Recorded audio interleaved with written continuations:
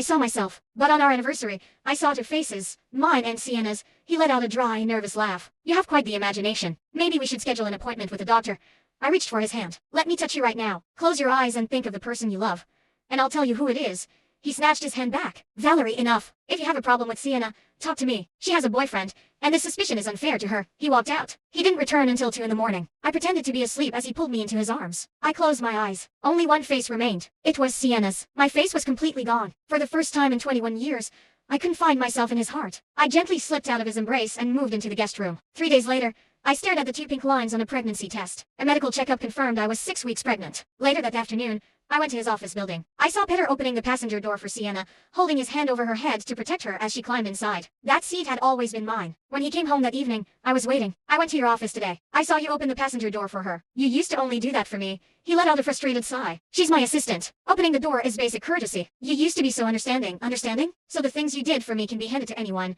And if I care, I'm being immature. The next day, I sent him a text asking him to accompany me to a doctor's appointment. But the following morning, a message popped up. An urgent business trip came up. I tried calling him, but his phone was switched off. His secretary sounded confused. Mr. Petter doesn't have any travel scheduled today. I took a cab to the hospital alone. The doctor reviewed my charts with a frown. Your health indicators are dangerously low, and there's a significant risk. Is your husband here? He's out of town on business, I said quietly. While waiting for my treatment, I saw Sienna's latest post on social media. Photos of a sunset on a beach. The caption read, "Someone said he wanted to see the ocean when he was stressed, so he dragged me along." In the corner of the last photo was a man's hand. On his ring finger was the white gold band that matched mine. That night, severe physical distress began. I took a cab to the emergency room alone, and the nurses rushed me straight into a medical room. "Is the baby gone?" I asked. "The pregnancy has unfortunately ended. We need to perform a medical procedure to ensure your safety. Is your husband on his way? I'll sign the forms myself."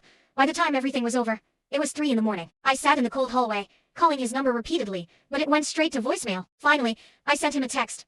"Petter, something happened. Please come back." He didn't call back until the following afternoon. Through the receiver, I could hear crashing waves. "I just landed, Valerie. What's going on?" Ignoring the sharp ache in my body, I kept my voice flat. "It's already been taken care of." "Oh good. I'll be home tonight, and I'll bring back some fresh seafood." He arrived later that evening, placing a bag of crabs on the kitchen counter. Noticing my pale face, he reached out to touch my forehead. I stepped back. "I have something to tell you." I was pragged before I could finish. His phone rang, playing the custom ringtone he had set for Sienna. His expression softened instantly. He held up a finger, asking me to wait, and quickly answered, "Sienna, what's wrong?" I could hear her trembling voice clearly. "Petter, I think I have a fever. My whole body aches." He was already walking toward the door, reaching for his keys. "Stay there. I'm coming over." Only as he reached the door did he remember I was standing there. "Valerie, Sienna has a fever and she's entirely alone. I need to go check on her, but I'll be back as soon as I can." The front door clicked shut, and his footsteps faded down the hall. The apartment was dead silent. On the counter, the bag of crabs sat in its plastic wrapping. The very last spark of love I had for him finally went out.